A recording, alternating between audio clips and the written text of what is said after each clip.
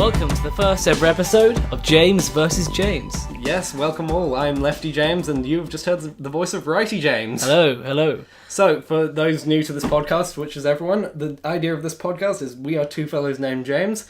I'm a leftist, you are the evil rightist. The evil conservative, libertarian-ish, righty guy, yeah. Yeah, and the idea of this show is that we debate a topic each episode. I go for fighting for the left, you fight for the right, and we see where we land. Yeah. The idea is to have an actual discussion, though, isn't it? Because we're finding that we both subscribed to many YouTube channels in the past, and it's usually coming from one end of the spectrum. And we want to have a channel where we actually go through things properly and actually have a discussion. Well, we've both got our echo chambers, obviously, and it's very hard to find left-leaning or right-leaning shows that actually have regular guests from the other side and actually have a debate. Which I think is weird. It is weird. Surely if you're running a show, you'd want... Oh people... yeah, plenty of people, plenty of YouTubers have the token leftist or the token right guy who comes on. But it'll be nice to actually have a show that's regular that has this kind of debate format. And I imagine a lot of them, if they've tried, have fallen apart because this kind of stuff tends to get emotional. But we will try to prevent that from happening. Or we'll have a few jabs, we'll have a few barbs, but we won't end up hating each other by the end of the day. Yeah. I mean, the idea is to have a discussion based on facts, isn't it? Really? Yeah. Rather than screaming and shouting at each other, but you know. If it does happen, at least it'll be entertaining, right? Yeah, definitely. So, speaking of shouting and screaming, the first topic that we've got to go with this episode is transgenders and sexualities. And are they valid? Should they serve in the military? Let's find out. Let's go through it. So, give your stance, James. I think the reason I picked this subject is it's a good way for us to establish our personas, our oppression points, our character sheets, if you will. So, to begin with all of that, I am a cisgendered white man, so I don't get any oppression points on those. So when it comes to debating stuff about transgender people and racial issues, I will be white knighting hard. I understand that. I do have quite a few transgender friends who I've listened to extensively on these subjects. So I will try to bring their arguments to the bat. I'll try to demonstrate their experiences. If we can actually get one of them onto the show, that would be fantastic in the future. But as for now, I will just have to do my best to just serve their points. Whilst not being one of them. I am, in terms of my sexuality, bisexual and polyamorous, so I do have those things going for me. I am part of the LGBT community, and a lot of my friends are LGBT, so I can at least fight from that point. I'm not a complete outsider. Do you want to go through your points about who you are and what kind of character you are? Yeah. So, I mean, I don't really believe in the whole... He's all of the bad things you've heard, internet. I'm not gonna say I'm a white cisgendered. I'm a bloke like any other guy, okay? I don't really believe in this stuff, so whatever, okay? For my fellow oppression points, give me a break, that's what I'm saying. For my fellow social justice warriors, he is a cis-het white man. Okay. Who is also bald. So is that an oppression point? Hitler. Is it? He's Hitler youth. It's a bad thing that he's bald. Okay, look. So let's get back down to earth, okay? So let's do that. I'm just a normal guy, okay? Normal. No, I'm just okay. So I'm a straight guy, if that's what you want me to say. Yeah. But I don't really define myself by my identity. I'm against. Neither do I. Obviously. I'm against identity politics, which is why I'm here. Okay, so which will be fun for this. Right. So I find it interesting that we start off talking about identity here, because I genuinely think that this is what the left do. They put people in camps and they say you are this person, so therefore you're wrong on this or you're right on this. I'm not saying this is what you're doing here, but sure. I'm saying this is what I'm seeing as a trend, and this is what worries me. Okay? Yeah, well, speaking of boxes and trends, in terms of like transgender people, seeing as that's the subject, do you want to like lay out your position on transgender people in general, just as a rule? What do you think of them? Do you think that they are valid? Do you think that what do you think? Look, so I think the whole trend. I'm interested in the facts. I'm interested in the truth. I'm interested in what the science says.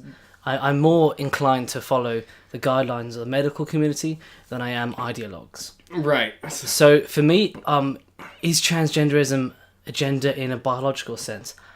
I don't know, and I'm not going to assume straight away that it is because someone's telling me they feel that way. Well, no, it's not meant to be a biological thing, but obviously, like the scientific and medical community, like do tend to err on the side of It's a psychological state that is valid. So a person who believes that they are female, despite being assigned male at birth, like that is a valid position. Like, obviously, they are still biosex male, like, and that is something that I think, and most people would agree, is something they should have to declare, at least on medical forms. But aside from that, in terms of all societal things, in terms of legal things, they should be able to present and be the gender that they feel that they are, because that's they're not doing any harm to anyone, so it's just fair for them to be that way, you know? Yeah, no, I see the argument.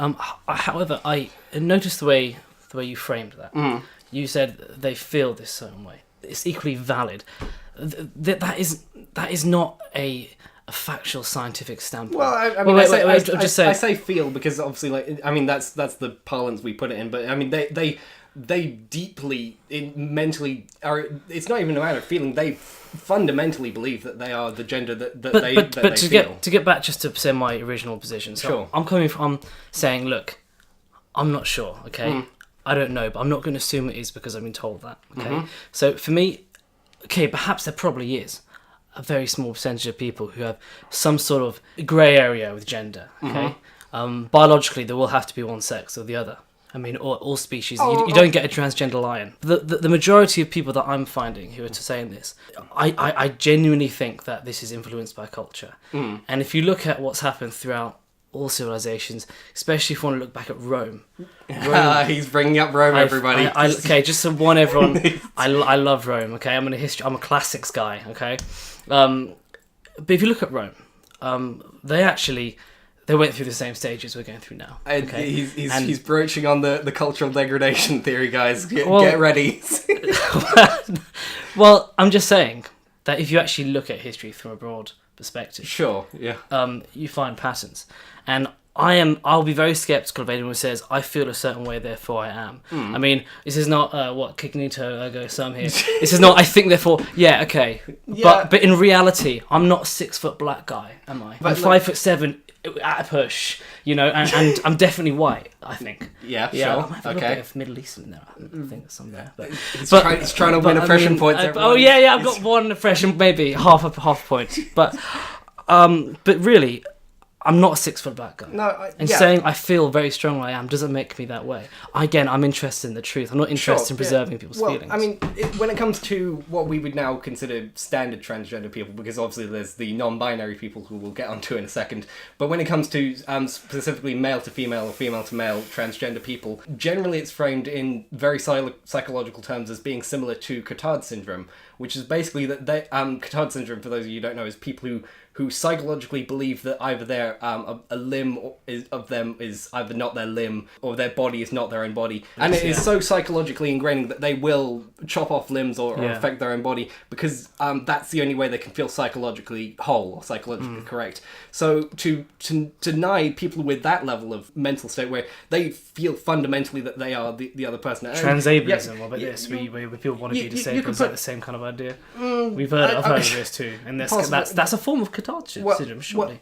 To an extent, but with transgender people in that state, it's more a point of when someone has that kind of situation in their mind, to deny them that, it's like that's not healthy, that's not helping.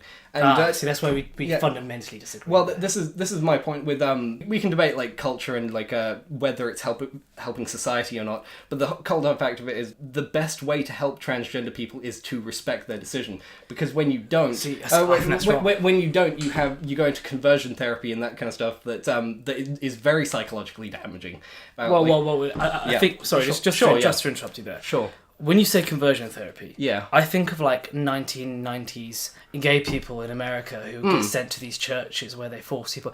I'm not advocating that. I think that's clearly not right. Okay. Oh sure, but that's what I feel you're alluding to there in a way. Yeah, okay? well, I mean that's not what this is, because that's a different thing. Because being gay is a desire, right? It's something you have and you know, right?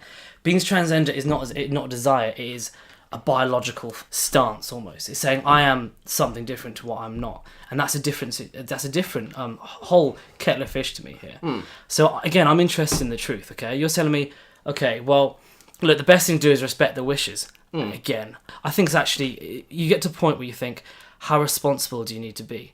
If I want to jump in front of a train, do you respect my wishes? You know, if I if I wanted to mutilate my body, do I respect? No. If someone needs help, you should be responsible enough as a society to say, look, this isn't right. Let's address it. Let's address the issue. We are. The thing is, like, the people who are transgender who do go for reassignment surgery, which isn't all of them, but those who do, it is a very extensive medical process where they have to live as the gender they feel that they are. They have to first like live their life on hormone replacement, which is less damaging, and just like see how they feel with that. And then they have to pay an extensive amount of money and commit to it. And like those are all points where they could stop. So the person who goes for reassignment surgery is wholly committed. Like, and you know, to say that they say the same about suicide. Well, to say so the same premise. That person has been miserable for decades. Well, because suicide is ending your life. It is something that you can't come back from. That is literally, it's ending your entire existence. A transgender person changing their body to fit them, it's basically the same as plastic surgery. Would you ban a woman from getting breast enhancements if that's what she wants to do? Wouldn't you consider that mutilating herself? Okay, look, so the way I'm looking at it, I'm a libertarian, not a conservative, okay? Someone seriously wants to do that, okay? Then, okay, you can do that. But I'm not going to stand by and say it's actually good for society and good for you. I'm not going to say that. I think I'm going to say, look, actually, there are certain psychological issues which needs to be addressed, and to instantly say, I'm this, and this is my identity, and therefore you should respect that. Nonetheless, even though I may be ill, that is not the way society should treat these people. Well, you could frame it from literally the opposite way around. From their psychological point of view, they are fundamentally a woman or a man, and you denying them as being what they are is basically the opposite version. Is basically you're looking at it from the opposite perspective and denying their true self. Like you're preventing them from being who they are. I'm not saying this as a law point. I'm not saying it should be illegal to have a post to have an operation. You know, I'm interested in what actually is best for people. If they want to pursue their own interests, then go be it, as long as they're not hurting anyone else. Okay. But ultimately, I'm not going to say yes, you are a woman when you're clearly not. I mean, if you look at a man, okay, a man is physiologically built, okay, to have more muscle mass. A man is built to give off different hormones and pheromones, and when he's around certain people of the opposite sex or whatever sex he's attracted to, certain things happen in the body. The chemicals are actually different to how a woman's body responds. Okay, these things are different, and to say now I am a man, I am a woman, you must respect that because I feel that way. He's denying the reality of biological spectrum in terms of like what counts as like, because there are a lot of men who aren't very muscular. There are men who don't give off. Well, nothing's all, is it? I mean, nothing's. You know, it's trends and patterns, right? And it's the overall broad the way humanity is structured. But biologically, again, you don't get transgender lions. We don't know necessarily exactly what's going on in the minds. We do. We do. I mean, biologists can go, that's a female lion over there. The female lion has caught 4 cubs today. You know, they know when they see a female and male lion. Oh, sure, yeah. Obviously, sexual dimorphism is a thing in nature. But the thing is, with animals, they don't have complicated social structures that we do, where they can communicate a desire to be the opposite gender. So we wouldn't know if a lion was transgender or not. And even if there aren't transgender lions, it maybe speaks to our higher order of thinking, where we are more cognizant of certain things and our brains are more developed towards social sides and towards noticing gender. That's animal phobic, I think. Higher or more complex, however you want to frame it. The point is that our brains we are very social animals, and we have very complex brains when it comes to recognizing gender and everything. Right. But again, you're saying, okay, so I don't know if that lion feels like they're transgender, okay, but we know it's a female lion biologically. Yeah, no, okay. No one's denying that biosex is a thing. Like the biosex, that biosex genders are a thing. And like we said, that's when we talk about that, we're describing sex, not gender. Gender, it's kind of a fault of the English language that we don't have a great term for it. We have to use gender, but it is a psychological state but gender is more based on social expectations of roles between the sexes, right? But what I'm saying is actually. Okay, if you want to state your gender is I feel like I'm in the middle, or I feel I'm the other one. Your sex and your biology is still not that. So, I mean, with the whole bathrooms thing and the military thing, I just think that it becomes so the debate becomes, as you said, the English language there aren't enough words, but the debate becomes so contrived almost that we're arguing over semantics. I will admit that the debate does get quite weary, and I'm more willing to admit probably than most that that we on the left will not convince everyone in their hearts to accept transgender people. That's fine. Kind of like with the frame of language again. Accept transgender people. I'm not. It's not about accepting for me. Okay, it's about actually looking at reality. So I'm not. It's not as if like sort of like, oh, I don't accept people who are different to me. It's not like that. Well, it's like saying, look, well, actually, I'm interested in your well-being too, and I want to be realistic about this. And that's my viewpoint, and that's where I'm coming from. And that's a very rational, reasonable thing. Well, I mean, that's your version of rationalism, but to look at it from a societal, point of view, I'm willing to admit that obviously we can't convert everyone's thinking to accepting and seeing transgender people as valid. That what I would hope that is that the primary thing we have to get across is kind of like with gay people. The argument around gay people has been framed for quite a while as you don't have to accept the idea of male sex. You don't have to like that, but you just have to accept that it's naturally occurring and that it's something they can't stop. Like that's the terms that the argument around gay people was framed. And I think the argument around transgender people has to sort of be framed in the same way, in that basically it's you have to accept that this is a thing that's happening. You can't necessarily stop it, nor should you stand in its way. And like that's just again, that's not, you can't make a valid comparison. With homosexuality, it's based purely on desire. They're not denying the reality of the truth of who they are. But in what you're saying you're stating that desire is some inherent point of the brain. That desire is a point of view. Well, I mean, these things are subjective. Okay, I might desire to go out and get pissed tonight. Okay. But is that what's good for me? Is that what my body needs? And is that what society needs? No, but I'll still do it because it's fun, okay? But what I'm saying is that the best thing for me in the long term? No, okay? So I have a clear distinction in my thinking between desire and psychological states and reality and long-term wellness. And I'm interested in the second, first and foremost. Well, from that perspective, you're basically acting as sort of a preacher against like the idea of going out and getting pissed, because like in what you said, you're saying that that is a valid choice, and in a sense that well, in the sense that if you really want to get an operation, do it. Okay? Well, but I'm not saying that I'm not going to stand by and say that's the best thing. I mean, suicide rates or post-op people. I mean, have you seen the statistics? Right. Yeah. No. It's good that we're getting onto this. The reason for those they get brought up a lot. Suicide rates among transgender people. Almost 20 times. It's almost, by the way, it's almost 20 times and the average suicide rate post-op, not pre-op. Post-op. Yeah, and the reason for that, I think you're looking at it very backwards, is the point is that post-op transgender people suffer immense bullying and immense trouble in terms of like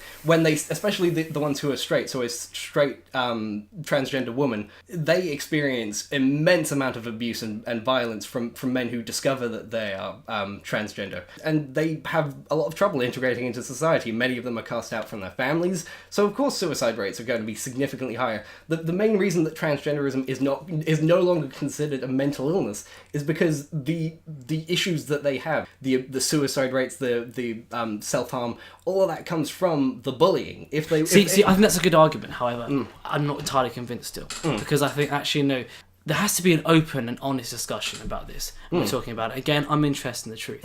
Is there not a predisposition to some sort of mental illness if you're not sure of your gender state? And this is something that I think needs to be discussed. So what I'm saying is, if people are predisposed to a variety of mental illnesses, I think that actually there is a link there. I don't think it's due just to the bullying. I'm not denying that happens. I'm not denying that these are issues in our society.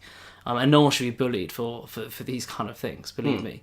But I'm not sure that actually you can divorce that link entirely. And I do think there is a link between mental illness and gender dysphoria. I think you're sort of underestimating the amount of psychological work that goes on with transgender people, because obviously to receive hormone treatments in the first place and also eventually surgery. But we don't know what we're doing, do we? They do have to go through meetings with psychiatrists. They do have to assess. Who are these psychiatrists? What I'm saying is, who are these people? Okay, you say they're doctors. Okay, but they're messing around in a field that we don't really know anything about. Well, the only way we've only started. Right? Do we expect? Are people live guinea pigs? I just don't think that's the right way forward. I think we don't know what we're doing. We're pumping hormones in people, especially when I see these people. I see these things in the States mostly, mostly in like places like Oregon and parts of Northern California, and I see children who are pumped through of the wrong.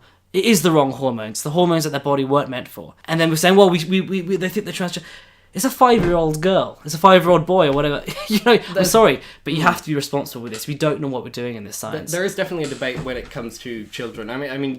For those who are around approaching puberty, I think that they, especially if they do live as the gender that they feel they are for multiple years, like say that they believe that they're transgender at like 6 or 7, which happens, and then they start wearing the clothes associated with that, and they have the toys and the social interactions like they are that gender. At that point, they can pass pretty easily. Obviously, if they went through puberty as the gender that they are, they would then have a much harder time passing. So, but they've already committed, and at that point, them going through hormone treatments makes sense, and it's a great thing for them because they then get to avoid a lot of the pain that other transgender people suffer through puberty, like especially trans men. I know a trans guy who obviously bisex female, having to go through female puberty is quite difficult. Look, okay, so that is a really good argument. If you've already gone through puberty, it's hard to reverse that.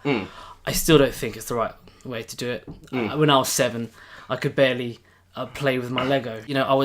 I had no idea what the hell was going on. I was a 7-year-old. Oh yeah, no. 7-year-olds can't make these kind of decisions, and their parents shouldn't for them either. Well, again, this is a new science. Well, if you're approaching it from a scientific point of view, which I don't think the left are, I'm not sure you are either. I think that's a very telling point that you say that 7-year-olds generally do not necessarily think about this stuff. No, I'm not saying that. But when they can't make an informed decision. But when you see a 7-year-old that does think about this stuff, and it is weighing heavily on their mind, obviously you would want a child psychiatrist to talk to them through it if they've got problems at home, or if they've got some other underlying psychological issue that may cause gender dysphoria. This is why gender dysphoria is still considered a mental issue. Gender dysphoria is an issue, not transgenderism, and gender dysphoria can be a symptom of many different issues. That's why you want psychiatrists to be present to reasonable. And like, as long as gender dysphoria is the people I know who are transgender, it's not from some underlying mental illness. They have gender dysphoria and they are transgender because that's who they are. It's not okay.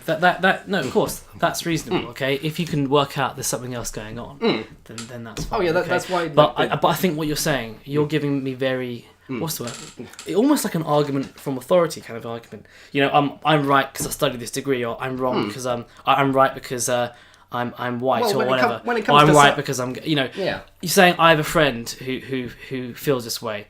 As part of your argument isn't an argument to me. I'm interested in facts. I'm not interested in academic. Again, don't quote me. I'm not sure that is the argument of authority. I need to double check my argument. To tell you want facts and then you deny when then you deny the authority that is giving you the facts that who have done the scientific studies, that's not designing the facts. Your friend isn't a scientist. Your friend. I can't prove your friend. I'll admit that's anecdotal evidence, right. But obviously there's got to be a mix of. There is a human argument there. I know some transgender people who I see as valid, and I'm going to bring them to the table because I believe that they're valid. That's sure. I'm not doubting your sincerity, but again, I'm interested in facts. Yeah, sure. But when it comes to scientists, if you're going to deny that, if you think that either they're biased or that they don't know what they're doing, you have to then have scientific arguments of your own to really make that sell. Because we have to trust scientists, otherwise you're no better than climate change deniers. If you're just going to say, oh, they're biased, I don't like what they're saying. Science at the end of the day will come up with an opinion that you may disagree with politically. That's. But do you not think it's my side? People on the conservative. I forget this is a podcast and no one's seeing my hand expressions. I'm quote marks here. That's fine. You can say quote marks. Yeah, quote marks. Conservative position. I happen to think it's actually the rational position, but a conservative position. We're coming from a side of. I know this is how you feel. I know you have people that you love who have these issues, and I know that deep in your heart you might feel that actually I'm a woman when you've been born a man or whatever. But that doesn't mean anything when it comes down to the scientific reality and your perception of the way the world is and how the world really is. Well, this is the thing. I mean, your side, purports to care very much about science, but the fact is, this is stuff that is agreed upon by modern science. Being transgender has been taken out of the DSM. No, it's absolutely not. But that's politics, isn't it? Well, politics. But there you are. That you've denied the field of science. No, I haven't there Well, because actually a lot of these things that are based on legal rules and obligations and government. These things are based on politics. Everything that's based within any government structure is based on politicians don't care about facts. They care about votes. Okay, and so when it comes down to the medical community, according to my research, the medical community are generally in favour of my view. They view the world as having two sexes, and gender is something which cannot be entirely divorced from sex. Trust me, if you bring me a scientific study that's peer-reviewed, or even just one that's just been published, I'd be fascinated to read it that actually states that with any kind of veracity, because there is there's extensive studies into gender expression. There's plenty of examples of cultures outside of our own that have had a third gender status, air quotes, third gender, but just there's been plenty of studies that showed like this isn't just a modern cultural thing. There have been examples throughout history of transgender people or people who serve in the role of the opposite sex, and these aren't new. I would argue that it's your side that's more being reactionary and being all about feelings and saying no, this is definitely not real. But the difference is that our side is saying okay, we're skeptical of this. Okay, there's not enough science on this. We don't know all the facts. Okay. Let's have a discussion about it without any name calling. I feel that I feel that I'm being controversial saying this. I feel that I can't actually have a discussion about this with a lot of people because people are saying, people will just shout slogans or, say you're not accepting or, again, it's identity politics. And I think this is the biggest issue for me. Well, I can't speak to the health of the discourse, but I can only say... I think actually on your side, this is why we started this podcast. Yeah. No, because these things need to be discussed and there needs to be a space for it. A safe space, right? Yeah. No, we can call it that. Yeah. So this idea that we're not on the side of the inquiry, I don't think it's right. I think I'm not talking about you as an individual. I'm talking about the general. Fair enough, but left discourse. But I mean, there have been plenty of scientific studies. I've read several of them. I watched a YouTuber called H Bomber Guy who actually gave a full 2-minute list scrolling by on his YouTube videos of scientific studies that have been done into this. The right acts as though this is a position pulled from thin air, and you can disagree with the science. Science is not a uniform position, but to say that there is no science around it is just disingenuous. Is my point. Okay. Look, there's not no science around it. Okay? Yeah, sure. But it's not as solid as the left claim it to be. Okay, and I mean left in a very loose term. Sure. Yeah. They claim it to be, and to put this into law, to put this into writing, and to make all parties accept your side is actually very dangerous for the discussion, very dangerous for democracy. It comes down to the question of how you want society to act about this, and what are you really giving up to say that transgender people get to do what they want to do. All you have to do is basically accept the pronouns that they want to use, allow them to get the hormones, perhaps at their own cost or perhaps through NHS, and get surgery and then can let them wear dresses.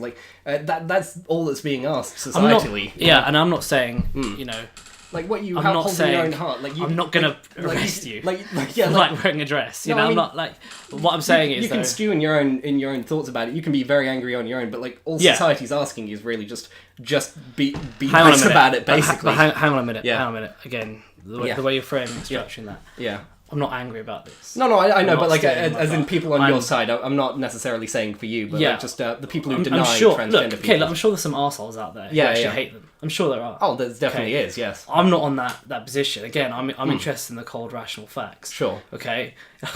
So I still don't think it's healthy for society to accept this off the bat, write it into law, and have it all on our guidelines and medical guidelines which are not agreed by the medical community. That's not the right way to deal with this. The right way is to have a full scientific inquiry and to really put resources and funding into this and to look at it from a true scientific point of view without scientists risking they'll be fired if they disagree with the research at hand, which doesn't happen on the right but happens through hordes of the left who demand people to be sacked for having controversial, in quotes, controversial positions. Okay?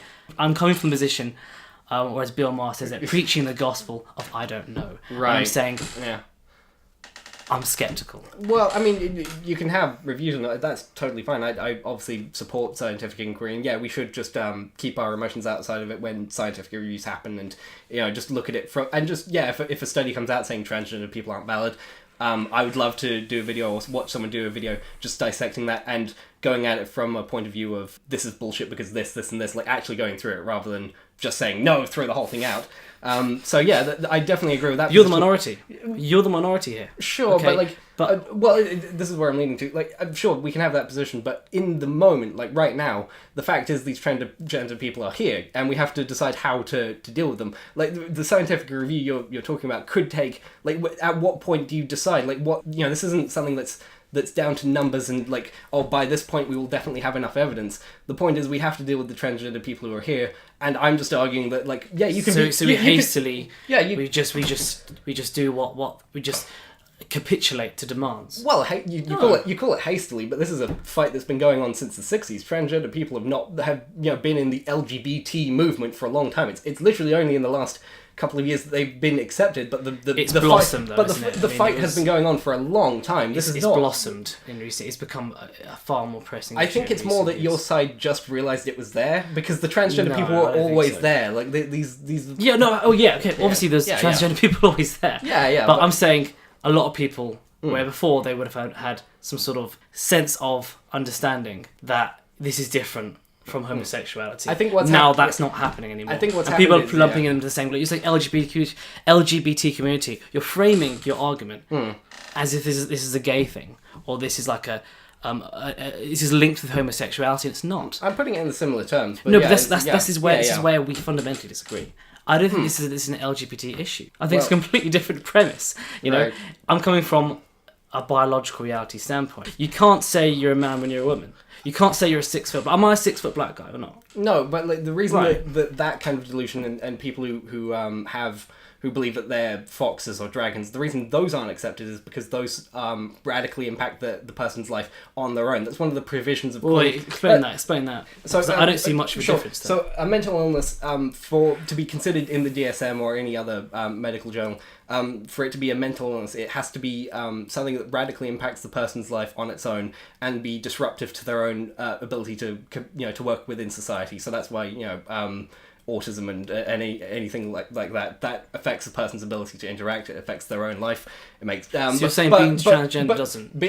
Being transgender, if a person is not like living around Brighton, I actually have examples of this. Most of the world it's not, but a transgender person who isn't oppressed, who's able to live out their lives freely and fairly without being bullied, they are fully mentally healthy and they are perfectly able to live their life happily. Now, sure, they have gender dysphoria, which is a separate thing where they have to, they change their appearance to. We all experience some level of dysphoria. We all, dress a certain way to appeal to a certain image of ourselves. But apart from that, they are, whatever pain and anguish is not enough to hurt their lives. Whereas a person who believes that they are a different race or a different, or if they're a different height, or if they believe they were an animal, to actually act that out would radically affect their ability to interact in society. Okay, so just to exactly get what you're saying to me, you're telling me that someone who's changing their gender isn't as radically different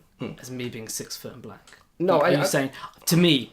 My life would be different if I was 6 foot and black. No, it would. My life would be radically different if I was a woman, and society. Your life would be different, but for you to act as though you were black, like if you were to put on blackface and to try and interact with the black community like that, and like to just say you were six like that would radically affect your own life on its own, and also like it's something that it's a delusion that goes completely against like it's not something you're actually able to transition into. That's the other thing, is you're not able to, you wouldn't be able to pass as a 6 foot person or. So this is what we're saying. We're saying you can't pass for a man. Or woman. When I don't know. Have you met my transgender friends? They can pass for it. Okay. well, we should arrange a meeting. Yeah, sure. But this is anecdotal evidence. I think I can tell when someone's a man or a woman. Interesting. And I spent a few months in Malaysia. Right? I was working out there for a while. Right. Yeah, I mean the third gender thing is bigger over there. Oh yeah, it's more kind of ingrained in the history there. That doesn't come away from the fact that it's not actually based in reality. But I could tell still when there was a man, woman. Fair enough. Genuinely. I think that's a separate thing, obviously, from culturally. With transgender is very, But I'm arguing it's a cultural thing. That's my main argument. But you know what, actually, James, that's a great springboard to we've established the main points. It's a great springboard. Does it affect the way you deal in society? And this is where we need to go on to the military thing. Let's I go think into this one. this is a Sure. great. So obviously, if you've been following the news step. recently, you'd be aware that Donald Trump said in a tweet that he wanted to ban transgender people. God, those tweets. They're fun, aren't they? They're quite. It's been a roller coaster ride. The last 6 months, or I should say 2.5 years, for me, following Donald Trump's tweets has been interesting. It's been a ride through hell. But yeah, he tweeted that he wanted to ban transgender people in the military, and of course the military responded, "You have to." You have to write this into law, mate. You have to write this down in something longer than a tweet and hand it to us physically, and then we will consider it and then put it into after review. As I understand, he's the commander in chief. He can. Actually, he can make the decision, but obviously they have to figure out how to do it and what processes are necessary. Yeah. But he finally did put it into official writing, gave it over. I believe it's in review right now. They have stopped funding for transgender reassignment surgery for any troops serving, so that is out the window. So which effectively bans transgender people from serving in the military right now. That's an even more controversial issue which we will discuss. But I think we'll go from the initial starting point. Sure. So do you think transgender people should serve in the military? Obviously, my position's I fairly clear. want you to clarify what you mean by the military. Any position where active service, whatever position they feel they should serve in, they should serve in it. Okay, so there's some women out there who could kick my ass. Mm-hmm. Some. Yeah, okay. yeah. Most couldn't. And I'm not a big guy. Mm-hmm. I mean, the average woman is physically weaker than the average guy in terms of muscle density and strength. I'm aware that I forget the statistic, but it's something like 90% of men would beat even some of the strongest women. I've heard the statistics, obviously. Yeah. Right, yeah. So I mean, okay, we agree on that. That's good. So what I'm saying is that men have over a millennia. Okay, or of course longer than that. Sure. Since the birth of man, since we moved out from the slime, from Homo erectus to, well, we actually bred with Neanderthals. We didn't come from Neanderthals, but since our evolution, men have always been at war. Men have always. Yeah. Well, I mean, it makes sense, doesn't it? A person who's the strongest, physically able, and isn't bound by biological things. To hold them back from combat. Okay, so which men survived and bred? It's the men who are generally more intelligent, but also stronger, more agile, more fit. Yeah, that's how sexual dimorphism came about. Is that men were the more aggressive, more fighty men absolutely. were got there. Okay, so I'm saying men by nature overall are generally more aggressive than women. When it comes to a lot of things in life, okay? Women often go for negotiation more. They're more cool-headed than men. Yeah, but in terms of the military, what's the issue with? Let me just get to the main point. Sure. So what I'm saying is that throughout our history and throughout our biology and the way we think, men are more prone to combat, firstly, but also more suited for combat. Okay? So do you think women shouldn't serve in the military either? Well, let me finish. Sure. Why I'm saying this. So I don't see why it makes sense for to answer that, women don't serve as an active role as men in the military anyway. Well, the British military and the American. They're going to be. I mean, they've just just inducted them into the full air force. They can face full combat now. So that's... Okay, but that's different to being on the ground as a soldier. Yeah. So my stance is this. Okay, so if you're in the administration of the military or you're in other parts of the military doesn't involve being on the ground. Yeah, okay, that doesn't strike me as a particular issue, okay? But if you're out in Afghanistan, in a bunker somewhere, and you're a troop of men, or a group of people, if you like, I want the biggest, the strongest, most physically resilient people there. Right. I'm not suited for that. Fair enough. Okay. Well, yeah. I don't know if you will be, but I'm not. Okay. I'm just not. Okay. I wouldn't make any guesses about my ability, but I mean, no one's. Why would you put people who aren't physically able as others Well, in no a one's position suggesting of that- danger. It's so these things work well in discussions at university lecture halls. Okay. These discussions don't go as well when people are shooting at you or people have run in with a knife and sure, trying I to mean, kill you. like you want the biggest, strongest guy there. Yeah, no, you This want is you want the best. basic You want the military best, obviously, application. but no one's suggesting lowering the standards to make a poorer soldier. Like But that's what's going to happen. No, obviously the transgender people would be facing, and as women would face the same like even the ones who aren't in necessarily active duty in Afghanistan, they do have to face some degree of trials to get into the military, and no one's suggesting lowering those. Well, but it's interesting. It's interesting you say that because I actually we can Google this as Right. we speak if you like. Okay. I actually read a report Right. of a lady or a woman who applied to be in the US Marines and didn't quite meet the requirements. But because of all the political pressure of not having any women in the Marines, she was accepted anyway. Okay, Wow, so right. it is happening. Okay, it is happening, and listen, and again, the internet will Well, fact check me on we this, do have and an they'll old find yeah, it. yeah. So I'm not really worried because I did read that. Sure, no, Okay. yeah. So I'm saying, actually, no, yeah, you do lower the standard. You do. Okay, did you see that Marine that came out who was in, I think it was Afghanistan. It was Afghanistan, right? Sure.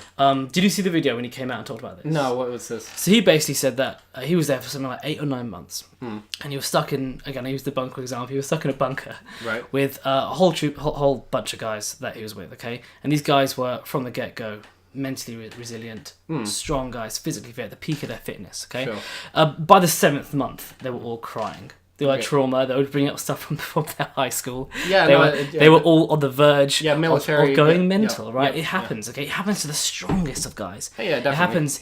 It would happen to me within a few minutes. You know, like, it will happen to... it happens to the strongest of guys. How on earth do you think it's a reasonable, rational, and responsible thing to put someone who's had gender dysphoria in the mix, who's had depression issues, perhaps, Well, obviously, this is where who's not as physically strong this as the is- rest of them, because biologically they're still not This a is- man. this- Why would you do that? Well, It's irresponsible. if we're talking about female to male transgender people, especially the ones who perhaps went through hormone replacement early, they would be physically. They would there was this whole argument a while back about a female to male transgender guy who in a high school wrestling match had gone through hormone replacement but had to fight with the women, and there was this whole argument whether that was fair or not, because the women obviously were physically less strong than this guy, and it's.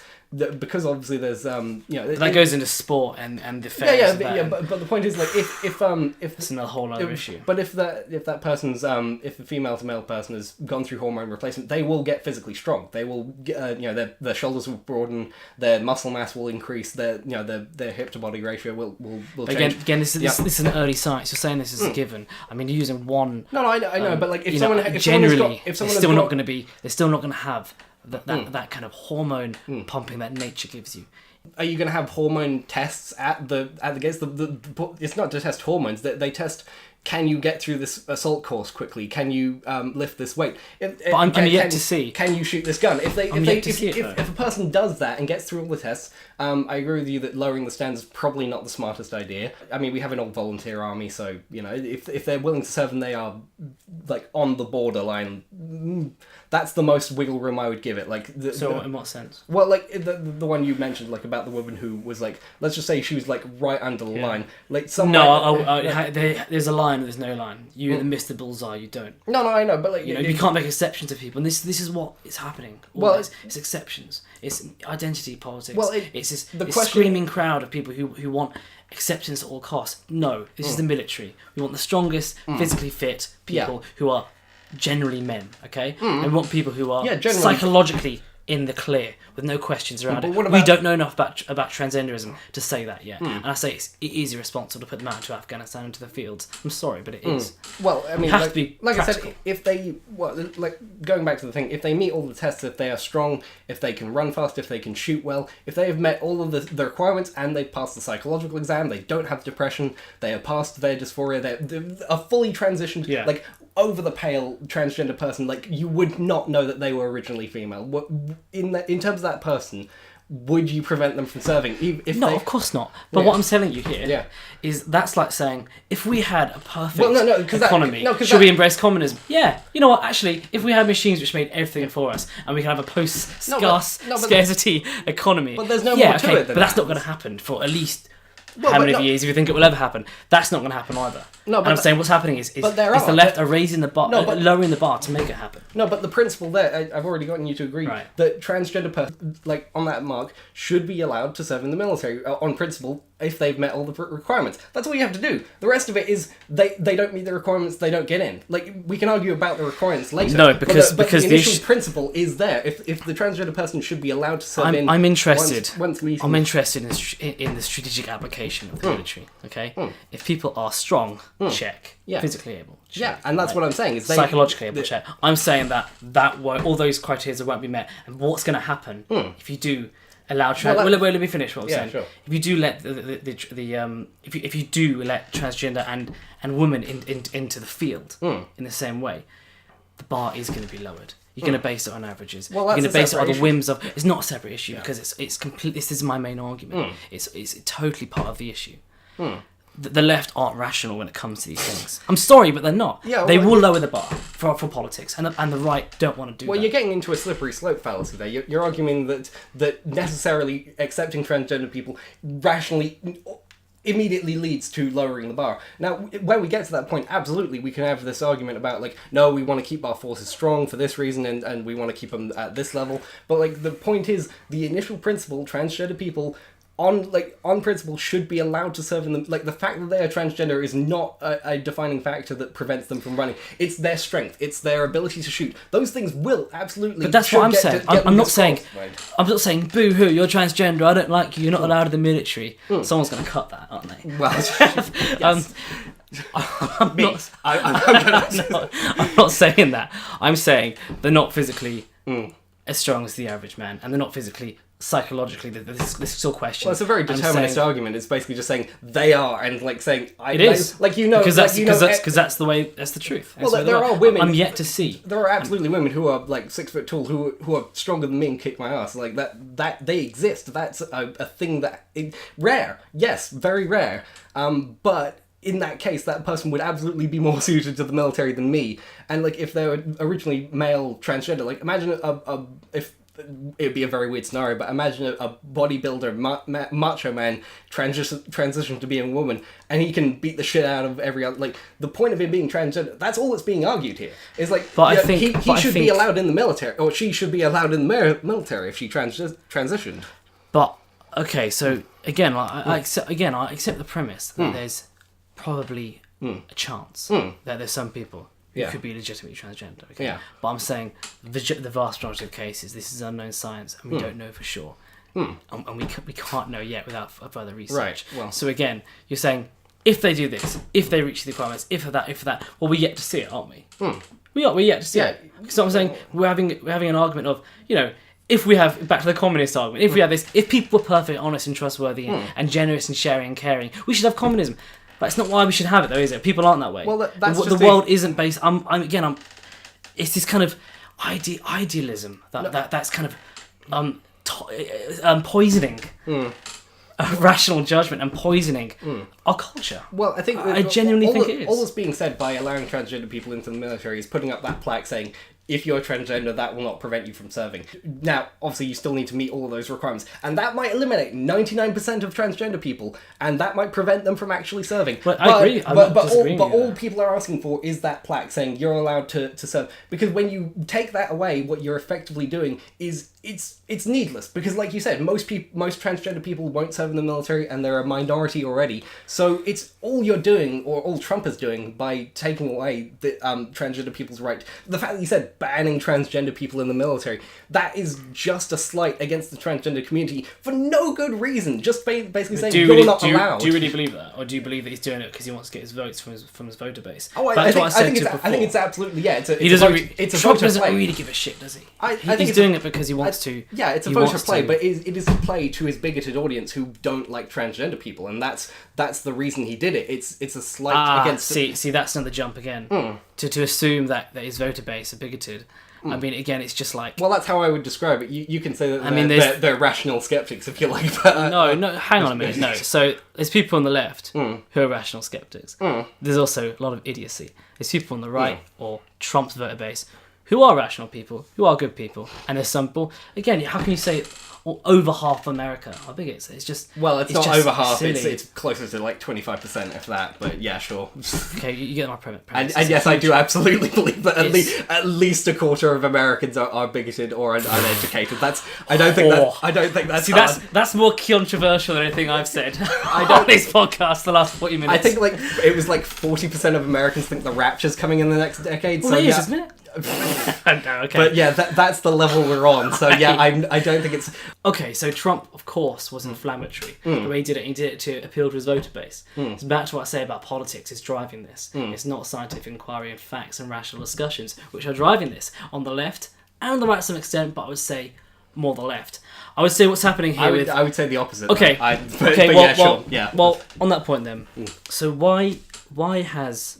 You're saying the funding's been taken away. Why was that funding there in the beginning if we're still not sure on the science? Well, like I said, the scientific consensus is reasonable enough to say that it's fair. It's fair to help, and also like for the transgender people who want to serve in the military, wouldn't you rather them be more mentally stable and ready to fight rather than them stewing in their gender dysphoria? Like that's there for them. I don't think public money should be spent on stuff that we're not sure about, and then a lot of people still aren't totally on board with. You know, who actually instituted that? I'm not too sure. I believe it would have to be the previous administration. Surely it would have been Obama. It was Obama, right? Yeah. Okay. Or I don't think it was actually officially greenlit. I think it might have just been under the. No. As in more, it wasn't officially slated to. It wasn't coming in just yet. It was planned and then it was taken away. Right. Okay. So Interesting. So I don't think public money should be funding this when we still don't know what's going on. Well, what do you think about the amount of Viagra that's prescribed by the military in America? Just because a lot of men... that's not a fair argument, is it? Isn't it? Because a lot of men can't call the trooper after post. That's quite a good analogy. I think. Quite good with a lot of post-traumatic stress disorder. Yeah, and I think actually that's something we should look after our troops in America. Yeah, we should look wherever after you are. We should look after our troops, and the fact is, these people with gender dysphoria who have been to a reputable psychiatrist and said, "I have gender dysphoria. I would like to go for this surgery. I'm fighting, or I'm." But they're not there because of the military. They haven't got gender dysphoria because of their service in the military. No. But like the fact is, you can't compare that. But the fact is, it's like you want them to be in top condition. So of course, yeah, if they have gender dysphoria, why not help them? Different premise. We're saying you've served in the military, you've sacrificed for your country, you now have post-traumatic stress disorder. We will then, through public purse, fund this for you because we want you to have a semi-enjoyable existence again. I mean, the amount of money... money... they've sacrificed so much. I think that's fair. But just say before you go into it, or even during it, okay, well, I've got gender dysphoria, I'll be a better soldier if you pay this for me. That's a completely different premise. Sure. Well, I mean, because you must agree on that. Because it's such a small amount of troops, and because it is like such a... compared to other medical expenses... It's the principle. You think? I mean, like... Absolutely. Absolutely. You can't say, look, I'll be a better soldier if you have this operation for me. What if I decide that I want to have... Okay, say if I want to enlarge my cock.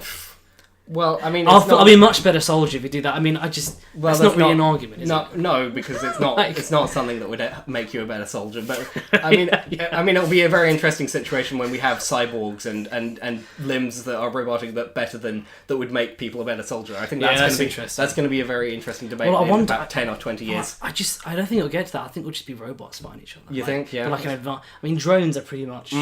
Well, I mean, that's the other argument for it, is that most fighting is by the American military at this point isn't really something that's where you need necessarily strength. It's going to be more and more drones and stuff. So of course, I'm not saying look, if you're transgender or female, you shouldn't be in the military. That's a silly statement. Yeah, the military's a massive organisation, especially the American one. Even the British one is huge. I mean, if I may, I'm saying they shouldn't be in mortal combat. I mean, if I may flip the discussion a little bit, in terms of them getting their transgender reassignment surgery and their hormones, I think that maybe that shouldn't be paid through the military. It should be paid just through America having its own NHS. Like that should be like it should have an NHS on its own, like separate from the military. And that's where they should be getting getting their money. Maybe through a military person, that's maybe not Hey, necessarily look, something. I'm for Yeah. socialised healthcare. I'm also for. He's a socialist, everyone. Yeah, get him. Yeah, the Red Army's coming. No. But I'm also for private healthcare. If you want to pay for your own, then go ahead. But I think... well, I mean, that's another debate for another day. It's something we'll fiercely fight out. But I think, no, it shouldn't be funded on NHS either. We're still not sure on the science. We still can't make an informed decision on this yet without further tests. We still have a huge amount of suicides after post-operations, and we don't know yet why. Right. And you're saying it's probably there. Some saying, well, it's chicken and egg, isn't it? Well, we don't know why. We're getting into unfalsifiable territory there. So the whole thing is unfalsifiable. That's my argument. No, but moving on to some other side of it. Just to close out the episode, how would you like a discussion about non-binary people? Because we've been talking in very... Can you... Because this is a different language to me. Can you explain to me what all this means? Sure. Because I try to keep up with it, but the terms change every week now. Sure. It's like your own language. So non-binary and genderqueer is basically a blanket term for a whole slew of identities or personal beliefs of basically people who don't necessarily identify strongly with one gender or another, or whose identity changes from one to the other. I'm saying you could say what you want about your gender. You can feel how you like about it. Whether it's real or not is not on me. Right. That's all I'm saying. Well, I mean, like I said, it's not. If you want to be, the debate isn't really trying to get everyone to sing Kumbaya and be accepting of everything. It's more just like how you treat them. And like the question of like for my transgender. Do I call them by the pronoun they want to be called? Yeah. As long as it's not something like Z, yeah, sure. If you want to be called she, fair. From a grammatical point of view, yeah, I argue against a lot of the new pronouns that don't because I'm going to be teaching English language soon. You actually have a detailed understanding. I have a detailed understanding, and I have a dog in this fight that I don't think it's a great way to evolve the English language because it's not really from something, and the English language evolves more easily when there's something already there. Using singular they is the preferred pronoun of most, and I think that's reasonably decent. Like to basically. Well, I generally do that anyway when I talk about. I used to be in like this sales job, and I would say they rather than she or he because it was polite. Exactly. And I think that's where I'm coming from. I'm not one of those guys who goes, no, I'm going to call you... If you insist on being called a she, okay. But I'm not going to say, I think you're a woman when biologically you're not. Well, I mean... how I don't think you... when it comes to people's deeply ingrained personal beliefs about themselves, like you can't change who they are that fundamentally. So I don't really go for the argument of no, we have to change everyone fundamentally. I go from the point of what is societally most beneficial, like what can we actually reasonably ask of conservative people, and like from that point of view, saying the correct pronouns, not getting in the way of them getting surgery. Like if it was fully then we can disagree on that. That's the argument to have. But like as long as you're not being a dick to them, I mean, you're better than some. Like I do think we need to spotlight this that there are a lot of there are a few on your side or conservatives in general who do completely disagree and invalidate transgender people, and I think you're better than that. So that's. But you're saying again, it's the way that it's the way I say the left, probably because it sounds funny, but the way the left. You have a Sargon-esque inflection in that. I watched Bill O'Reilly and I watched him say it like 100 times. I thought this guy is such an arsehole. Exactly, but the way he speaks just makes me laugh. Yeah. But he's lost his career anyway. That guy. He's gone, thank God. But you're saying you're better than most. You know, some conservative people.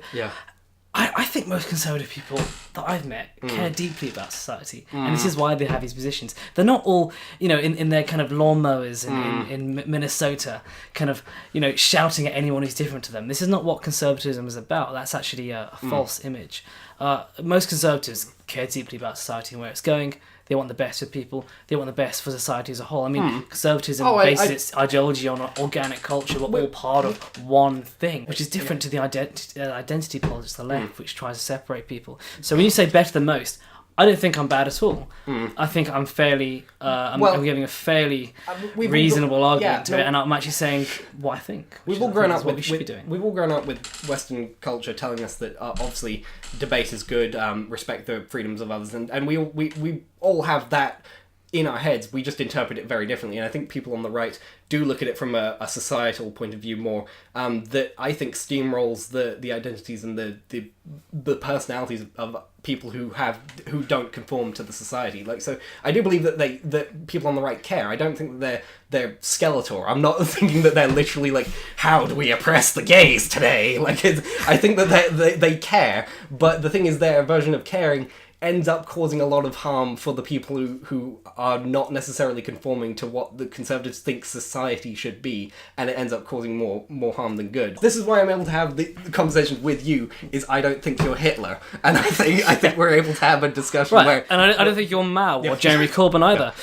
No, I take it as a compliment, but yeah. obviously... I think that's completely right, and I think, this is a topic we should both come back to. Oh, definitely. This will be a version number playlist 2. in itself, I'm sure. Because it's there's so much to this. There's and so I much think to there's talk a lot about, more yeah, research definitely. that we could do as well and go through. And also fact check what we both said today. Absolutely, I'm sure that we'll I'll be listening for this. We'll get some comments, I'm sure, and we'll have to do some more research. But yeah, definitely, this is something to come back to. But I think it's been a good first episode. Definitely, it's definitely been heated in the right way. The knives have not come out so far. Not yet, and the red flag hasn't been raised yet. No, not yet. No, good. I think we should end this on a handshake. All right. This is a good show. Yes. Thanks for listening, everybody. Yeah, thanks. See you in the next one.